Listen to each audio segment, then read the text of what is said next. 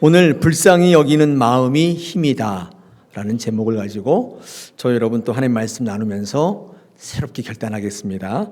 여러분 오늘 읽으신 본문은 다윗과 골리앗의 이야기이죠. 이 이야기는요 너무 유명해서 믿지 않는 사람들도 다 아는 이야기입니다. 예수 안 믿는 사람도 다 알아요. 다윗과 골리앗 그러면 모르는 사람이 없습니다. 이 이야기가 왜 유명한가 하면요 이런 내용 때문에 그래요. 상대가 되지 않는 거대한 존재 골리앗과 전혀 가능성이 없어 보이는 연약한 존재 다윗과의 싸움에서 이 다윗이 이겼기 때문에 그래요. 전혀 이 잽이 안 되는데 이게 안 되는데 싸워서 이겼단 말이에요. 사람들은 이 싸움에 주목하는 것입니다. 오늘 본문에는 다윗과 골리앗의 싸움만 있는 게 아니라 한 번의 싸움이 더 기록되어 있는데 그게 이제 34절에서 35절까지 다윗이 골리앗과 싸우기 전에 사자와 곰과 먼저 싸워 이긴 사실이 기록되어 있습니다. 그렇죠? 눈으로 확인하시기를 바랍니다. 사자와 곰과 싸워서 이겼다는 것입니다. 여러분 사자와 곰 이야기도 마찬가지지 않습니까? 사자와 곰이 쉬운 상대인가요? 안 싸워보셨죠? 저도 안 싸워봤습니다. TV에서 동물의 왕국에서 봤는데 이런 숫사자 같은 거 큰 건요 진짜 엄청나요.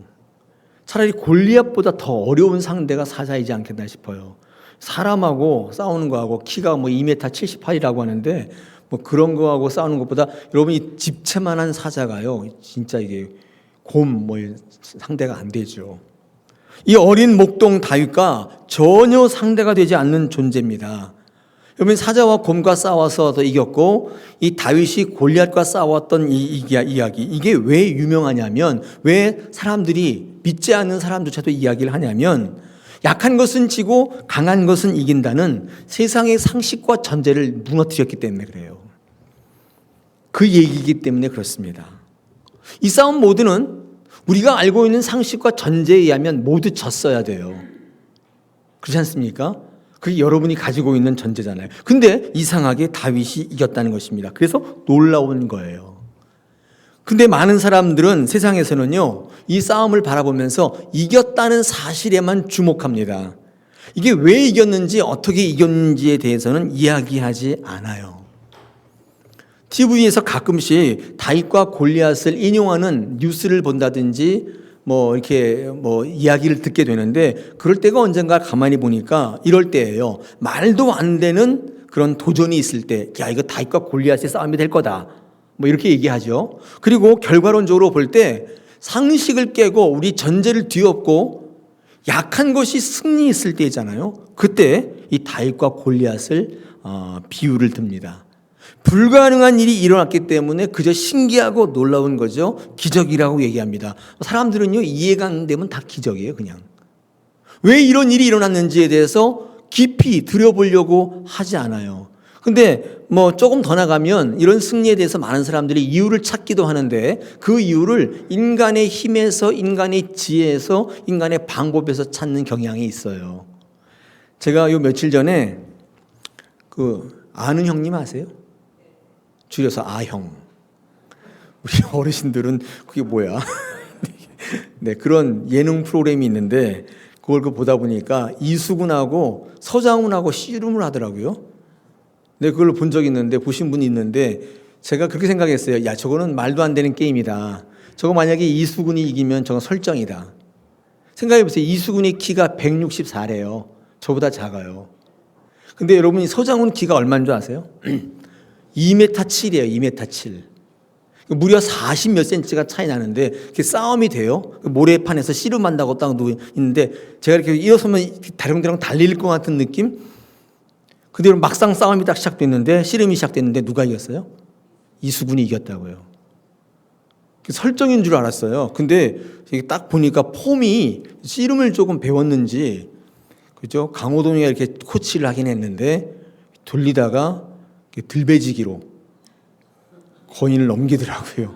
들배지기 이렇게 돌리면서 배로 뒤집는 있잖아요. 이수근도 놀라고 서장훈도 놀라고 거기 다 놀라고 그냥 망연자실하게. 근데 어떤 사람이 야 어떻게 이런 일이 있냐 얘기했더니 다 어디서 이유를 찾냐면 기술 때문이다. 강호동이 지금 코치하지 않았냐. 그렇게 이야기하더라고요. 우리 한번 생각해 보십시다. 소장훈하고 이수근의 싸움은 그렇다 치지만 이 다윗과 사자와 곰의 싸움, 골리앗과의 싸움, 여러분 인간이 열심히 노력해서 이겼다고 하기에는 석연치가 않고 불충분해요. 그런 류의 싸움이 아니잖아요. 근데 이게 더욱더 궁금해지는 거예요. 이겼다는 사실이 있는데 어떻게 이겼을까? 34절을 한번 보시기 바랍니다. 자, 이 첫 번째 싸움부터 같이 나누기를 원하는데 34절에 다윗이 사울에게 말하되 주의 종이 아버지의 양을 지킬 때에 사자나 곰이 와서 양떼에서 새끼를 물어가면 내가 따라가서 그것을 치고 그 입에서 새끼를 건져 내었고 그것이 일어나 나를 해하고자 하면 내가 그 수염을 잡고 그것을 쳐 죽였나이다. 이렇게 얘기해요. 이수근하고 서장훈이하고 씨름하는 정도가 아니라 어린 아이가 사자와 곰을 쳐 죽였다. 이러고 이게 얘기하고 있습니다. 사자와 곰이 만만치 않은데 어린 아이가 아니라 힘센 장사가 와도 이길 수 없는 상대인데 어떻게 이런 일이 벌어질 수 있겠는가? 궁금하시죠? 오늘 성경 말씀에 힌트가 있는데 물론 우리 믿는 사람들은 다 알고 있어요. 이건 하나님이 하신 싸움이기 때문에 이겼다는 걸 알고 있지 않습니까? 그런데 구체적으로 하나님이 다윗에게 어떻게 이 힘을 주셨는지를 우리는 묵상하지 않을 수 없습니다.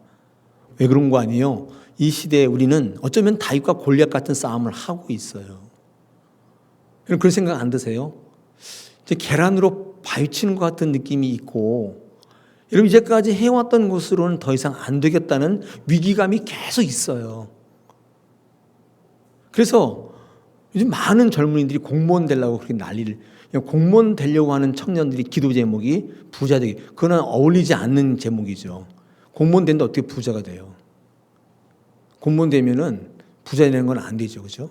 사기치거나 뇌물 받지 않는다면 공무원은 부자가 될 수 없죠. 왜 많은 사람들이 공무원 되려고 하냐면 지금 무리한 싸움을 하고 있어요. 세상을 향하여 내가 어떻게 해볼 수가 없는 거예요. 어쩌면 저와 여러분도 지금 사자와 곰을 상대로 골리앗을 상대로 서 있을 수밖에 없기 때문에 이가 어떻게 승리했는지는 우리 주목해야 됩니다. 오늘 이 사실을 좀 같이 나누고자 합니다. 오늘 본문 속에 힌트가 있는데 여러분 34절을 보시면 사자와 곰이 양의 새끼를 물어갔다고 성경은 기록하고 있습니다. 왜 성경은 양 새끼를 물어갔다고 얘기했을까요? 그 많은 양 중에 어미 양도 있고 아빠 양도 있는데 건실한 양도 있고 토실토실한 양도 있고 먹을 만한 양도 있는데 왜 성경은 굳이 새끼 양을 물어갔다고 기록하고 있을까요? 동물의 농장을 왕국을 보시면 그런 거 많이 나오잖아요. 맹수들이 항상 약한 것들 공격합니다. 강한 것은 공격 안 해요. 아무리 약물이라도 대열에 쳐져 있는 양 새끼를 딱 발견하면 하이에나나 뭐 이런 것들이 거슬러 그러다가 바로 채갑니다. 그 새끼들이 항상 공격의 대상이죠. 이 성경에서요, 이 양 새끼를 물어갔다고 하는 메시지, 이 성경이 주는 메시지가 있습니다. 그건 어떤 말이냐면 이런 거예요. 양 새끼는 힘이 없는 존재예요. 적고 작고 힘 없는 존재. 어떤 의미에서는 그저 끌려가도 그만인 존재예요. 하찮고 보잘것없는 존재고 사실 돈도 안 드는 존재예요. 갓 태어났기 때문에 털도 없고 우유도 안 나와요. 그래서 뭐가 쓸모가 없는 앞으로 돈만 들어갈 일만 있는 존재예요. 그래서 물려가도 그다지 이렇게 중요하지 않는 존재예요. 더더욱 목숨까지 걸고 싸워야 할 가치가 있는 존재는 아닌 것입니다. 그게 양새끼예요. 큰 양이 토실토실한 돈 되는 양이 끌려갔으면 안 되더라도 쫓아서 짝대기라도 이렇게 한번 때려보고 할 텐데 그것도 안 하는 이유는 새끼 양이기 때문에 아무런 도움이 안 되는 양입니다. 그런데 오늘 성경 본문의 다윗을 보십시오. 그 존재를 향해서 목숨을 걸고 달려갔다는 것입니다. 돈도 안 돼요. 무시해도 아무런 손해도 안 될 수 있어요. 새끼를 낳기 때문에. 그런데 왜 다윗은 목숨을 걸고 뛰어갔을까요? 이유가 뭘까요? 어린 목동 다윗은 어떻게 그 새끼 양을 구하려고 목숨을 걸고 사자와 곰에게 덤볐을까요? 이유가 뭘까요? 이유는 한 가지입니다. 불쌍했기 때문이죠. 불쌍했기 때문에. 다른 이유 있나요? 아무리 생각해 보십시오. 돈도 안 되고 아무런 유익도 없는 양 새끼가 끌려가는데 내 목숨까지 걸면서 그것을 쫓아갈 이유가 있다면 그 이유는 한 가지예요. 그 양이 너무 불쌍한 거예요. 아직 어린데 어미 양의 사랑을 더 받아야 되고 젖도 더 먹어야 하는데 불쌍하잖아요. 또 더 나가서 그 어미 양을 한번 생각해 보십시오. 새끼 양이 맹수에 끌려갔습니다. 물론 생각할 수 없는 미물이지만 얼마나 슬플까요? 얼마나 마음 아플까요? 저대로 어미 양이 살아갈 수 있을까? 여러분, 이 생각을 다윗이 했기 때문에, 미물이지만 물론 양이 그런 생각은 하진 않겠지만 그 양을 통해 다윗이 그런 마음을 가졌다는 것입니다. 이런 불쌍한 마음이 다윗에게 있었던 거예요. 저는요, 하나님이 다윗의 이 마음을 귀하게 보신 것 같아요. 불쌍히 여기는 마음, 안타깝게 여기는 마음. 다윗에게는 어쩌면 저와 여러분에게 없는 그 마음이 있었어요. 왜요? 하나님이 왜 이 마음을 귀하게 보신 줄 아세요? 그 마음이 하나님의 마음이기 때문에 그렇습니다. 하나님의 마음이 그 마음이에요. 하나님께서 다윗에게 왜 이 말도 안 되는 승리를 주셨는가? 물론 하나님께서 하신 싸움이에요. 사자와 곰을 다윗이 죽인 게 아니라 하나님께서 하신 일이에요. 세상의 상식을 깨고 세상의 전제를 다 무너뜨리기까지, 그렇게까지 하시면서 하나님이 하신 전쟁이에요. 다윗에게 이 힘을 주시고 능력을 주셨는데 왜 주셨는가를 한번 생각해 본다면 다윗의 그 마음이에요. 왜 하나님이 다윗의 싸움을 대신 싸워주시는 줄 아세요? 하나님의 마음을 품고 있기 때문에 불쌍히 여기는 거예요. 안타깝게 여기는 거예요. 하나님께서 그토록 귀하게 여기시는 한 생명, 하찮게 여기지 않고 자기의 목숨을 걸고 자기의 돈을 들여, 자기의 시간을 들여, 자기의 건강을 투자해서 달려가고 있는 그 마음을 하나님 귀히 여기시고, 여러분, 그게 그 능력이 되고 힘이 되는 것입니다. 어떻게 하면 좋지? 오미양 슬퍼할 텐데 저 어린 것이 미물인데 그 마음이 있었어요. 하나님 그 마음을 귀하게 보셨습니다. 다윗이 이길 수 있었던 것은 능력이 있었기 때문이 아닙니다. 불쌍히 여기는 마음, 안타까운 마음. 하나님의 능력이 언제 우리의 능력이 되는 줄 아십니까? 하나님의 마음을 가질 때예요. 이 마음 가질 때. 여러분, 교회에 안타까우세요? 여러분 주변에 예수 믿지 않고 죽어가는 영혼 보면 안타까우세요? 불쌍히 여기십니까? 죽거나 말거나, 교회 뭐 다 그런 거지, 뭐 망하거나 말거나, 그런 생각이 드세요? 이 시대에 우리에게 요구하는 하나님의 요구, 왜 우리의 교회에, 우리 성도의 삶에 힘이 없어졌나? 이 마음이 사라지고 있어요. 오직 나, 오직 내 가족, 오직 내 사업, 오직 내 새끼들, 이럴 때 힘이 사라져요. 여러분, 다윗은요, 이상하게 불쌍히 여기는 마음이에요. 그거 생명 걸고 쫓아갈 일이 아니에요. 새끼 양 물어갔는데 아유, 그냥 빨리 도망가자, 빨리 다른 양이나 지키자, 이렇게 하면 될 일인데 그걸 쫓아가가지고 사자를 쳐 죽였다. 여러분, 그런 힘이 어디서 났냐면 하나님께서 하신 것이지만 다윗에게 힘과 능력을 주셨는데 그 마음을 보셨다는 것입니다. 하나님은 99마리의 양을 냅두고 잃어버린 한 마리 양을 찾으시는 분이에요. 이게 무엇을 뜻하는 것이죠? 하나님은 어떤 분이시라는 거예요? 한 마리를 불쌍히 여기시는 분이네요. 말 안 듣고 딴짓하는 그 한 마리라 할지라도 안타까워하시는 게 하나님의 마음이에요. 여러분, 이 마음을 품으시길 축원합니다. 이게요, 여러분, 승리하는 힘이에요. 말도 안 되는 승리를 이끌어내는 힘이다, 그 얘기예요. 여러분, 실력이 없어서 넘어지는 게 아닙니다. 우리가 하나님을 섬기고 하나님의 이름으로 승리하기로 결단했는데 왜 우리에게는 매일 무력하고, 왜 매일 넘어지기만 하고, 왜 우리 스스로는 하나님인데 왜 이 모양이야? 왜 이렇게 자도 섞인 얘기를 하는가 한번 생각해 보십시오. 하나님의 마음이 없어요. 남들이 어떻게 되든지 말든지, 교회가 넘어지든지, 이 나라 이 민족이 어떻게 되든지 관심이 없어요. 오직 나예요. 그럴 때 사라져요. 힘과 능력이 사라져버려요.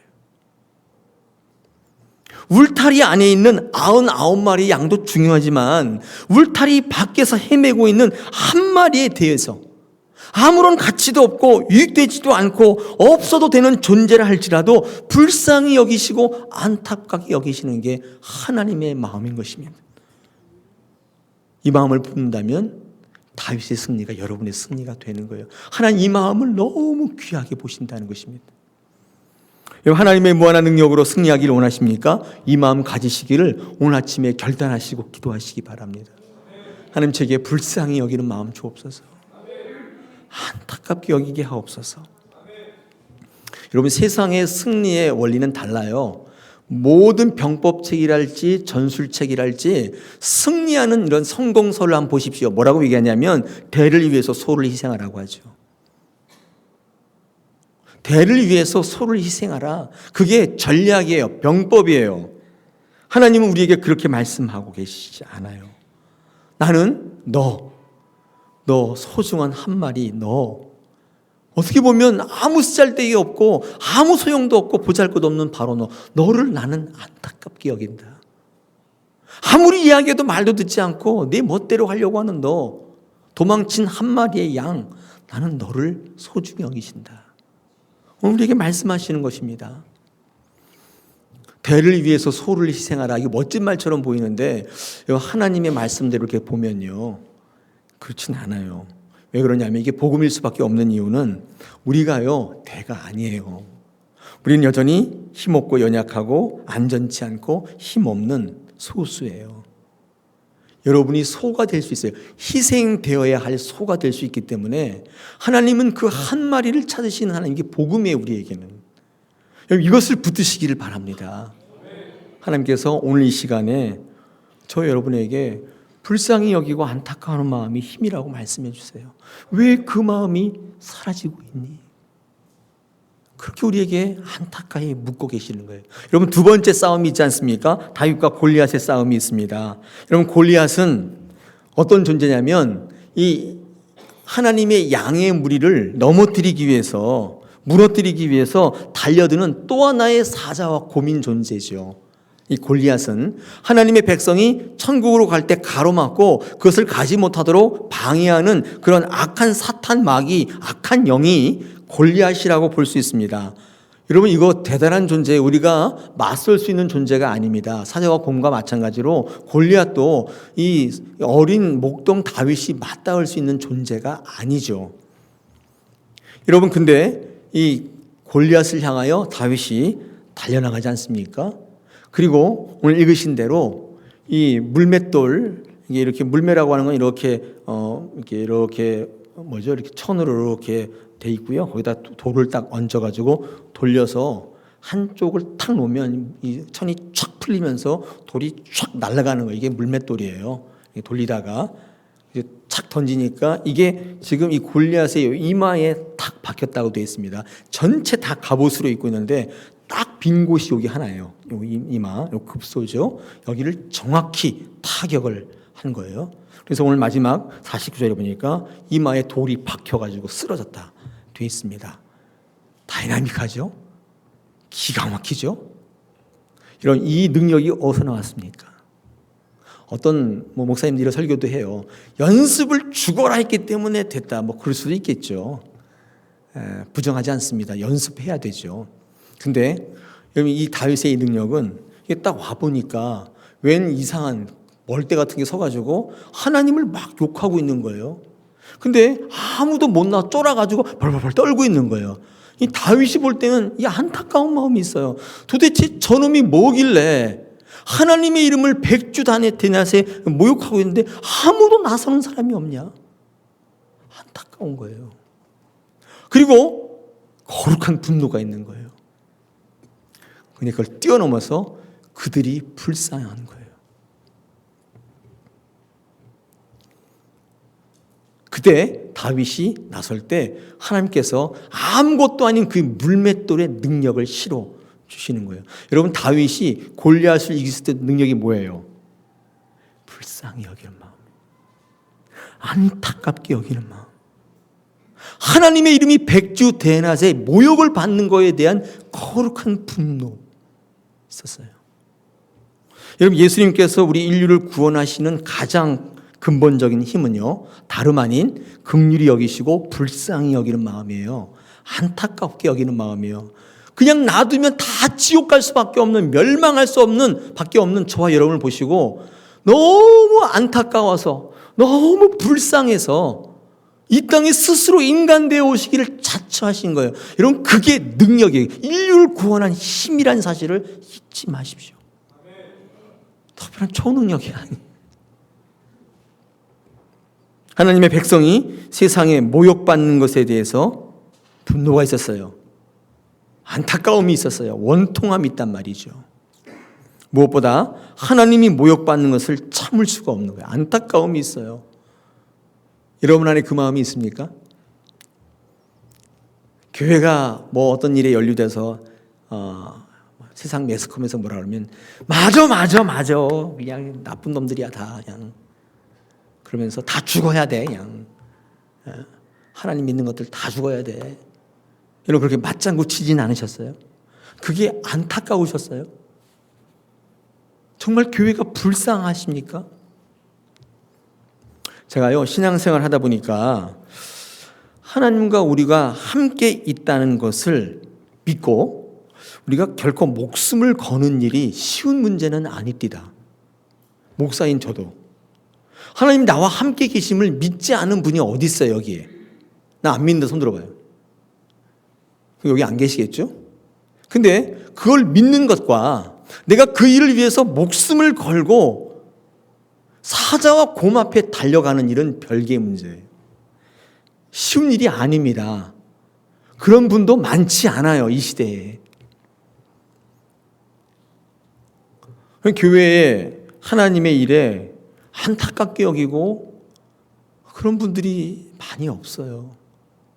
내 이웃에 대하여 성도의 삶에 대해서 안타깝게 여기는 분이 많이 없어요. 하나님과 동행하는 삶이 우리가 고백하는 것처럼 그렇게 쉽지는 않다는 것입니다. 여러분, 그런데 이거는 쉬워요. 불쌍히 여기는 마음, 이건 쉽단 말이에요. 안타까운 마음이 있죠. 이것은 우리가 가질 수 있어요. 여러분, 그 마음이 있을 때 기도하게 되고 헌신할 수 있게 되는 것입니다. 하나님의 능력으로 죽음에까지 막 나가고, 이거는 사실 어렵지만 어떤 의미에서는, 그러나 내가 불쌍히 여기고 긍휼히 여기고 안타까운 마음으로 그 자리에서 기도할 수 있고, 작은 힘이지만 내가 헌신해야겠다, 그것은 할 수 있다, 그 말이에요. 하나님의 능력이 거기서부터 시작되는 거예요. 여러분, 지금 내가 가진 재력이나 내가 가진 계략이나 내가 가진 경험으로 안 되겠다고 생각되시는 분이 있다면 오늘 빨리 입장을 선회하셔야 돼요. 계속 그 배를 타고 계시면 하나님으로 배를 갈아타셔야 되는데, 하나님께서 어떻게 힘 주시느냐, 이 마음을 주신다는 거예요. 여러분 알고 계십니까? 여러분, 이런 마음이 하나님의 마음을 품는 일이고, 이것이 하나님과 동행하는 구체적인 삶이 되는 것입니다. 불쌍히 여기는 마음, 안타깝게 여기는 마음, 그럴 때 하나님께서 우리와 동행하시는 거예요. 동행하시는 게 따로 있는 게 아니고, 그러므로 다윗은 능력의 소유자가 아니에요. 훈련해서 기가 막힌 기술을 가진 게 아니라 사실은 다윗은 하나님의 마음을 소유했던 자예요. 여러분, 모세의 위대함은 어디서 나옵니까? 마찬가지로 불쌍히 여기고 안타까워하는 마음입니다. 오늘 성경 말씀 한번 보겠습니다. 히브리서 11장 25절 26절 앞에 PPT 있습니다. 한번 보시기 바랍니다. 도리어 하나님의 백성과 함께 고난받기를 잠시 죄악의 낙을 누리는 것보다 더 좋아하고, 26절 그리스도를 위하여 받는 수모를 애굽의 모든 보화보다 더 큰 재물로 여겼으니 이는 상 주심을 바라봄이라. 여기 25절에 모세가 하나님의 백성과 함께 고난받는 것 더 좋아했대요. 여러분, 고난이 뭐 좋은 거예요? 즐거워요? 고난에 유익이 있지만 고난받기를 좋아하는 사람이 어디 있어요? 근데 모세는 왜 함께 할 수 있었어요? 이유가 뭘까요? 불쌍하기 때문이에요. 다른 이유가 없어요. 안타깝기 때문이에요. 여러분, 그렇지 않다면 고난을 함께할 이유가 어디가 있습니까? 좋은 것도 아닌데. 하나님은 그 모세의 그 마음을 귀하게 사용하신 거예요. 그의 지팡이에 힘을 실어주시고 그의 권위에 힘을 실어주신 거예요. 그가 수많은 민족을 끌고 가나안 땅을 지날 수 있었던 리더십은 어디서 나왔느냐? 바로 이 불쌍히 여기고 긍휼히 여기는 마음 때문이에요. 모세의 능력이 여기서부터 시작됩니다. 사랑하는 여러분 불쌍히 여기고 계세요? 안타까이 여기는 마음이 있으십니까? 교회를 향하여, 우리 성도들을 향하여, 내 이웃을 향하여 어떡하냐 이거? 어떡하면 좋냐? 그런 마음이 있습니까? 아니면 무관심합니까? 마태는요, 당시에 예수님 계신 시대를 다음과 같이 말합니다. 마태복음 11장 17절 보십시오. 앞에 이르되 우리가 너희를 향하여 피리를 불어도 너희가 춤추지 않고 우리가 슬피 울어도 너희가 가슴을 치지 아니하였다 함과 같도다. 이 마음이 없는 거예요. 뭐 지금 제가 얘기해도 너는 또 떠드는구나 이런 분이 또 계시죠. 마음이 강박해져 있는 거예요. 제가 언제 한번 설교 시간에 한번 나눈 예화인데 어떤 큰 교회의 목사님이신데 그 목사님이 사실 뭐 배운 것도 별로 없고 뭐 가진 것도 별로 없는데 정말 큰 교회를 목회하시는 목사님이에요. 그래서 이제 그 기독교 신문 기자들이 인터뷰를 했어요. 목사님 어떻게 이렇게 큰 교회를 일구셨습니까? 그때 이 목사님이 가만히 생각해 보다가 이렇게 말씀하셨어요. 다른 건 없는데 아무리 생각해 봐도 다른 건 없는데 교회를 생각하면 마음이 아프대요. 그래서 무슨 얘기인가 들어봤더니 그런 얘기예요. 이분이 고향이 시골인데 시골에 가면 교회가 좋습니까? 요즘엔 좋더라고요. 예전에 그 목사님이 어렸을 때 중학교 시절 때 이 교회는 이렇게 흙으로 이렇게 하고 촛가를 얹은 이런 아마 교회였단 말이에요. 그래서 비가 오니까 이 흙물이 본당에 뚝뚝뚝 떨어지는 거예요. 근데 그 어린 마음에 비가 딱 오면 어떤 생각이 드냐면 교회에 비 셀 텐데 그 안타까움이 드는 거예요. 그래서 그 목사님이 하시는 말씀이 도저히 집에서 잠을 잘 수가 없더래요. 특이하죠? 그래서 비 오면 저녁에 와가지고 거기다 이제 양동이를 받쳐놓고 계속 앉아 있는 거예요. 물이 떨어져요. 교회 마룻바닥에 떨어진 게 그렇게 싫었대요. 받아내는 거예요. 나중에 양동이도 안 되니까 어떻게 하나 생각했더니 자기가 거기다 등을 대고 누워 있었대요. 사실인지 아닌지 전설 따라 삼천리입니다.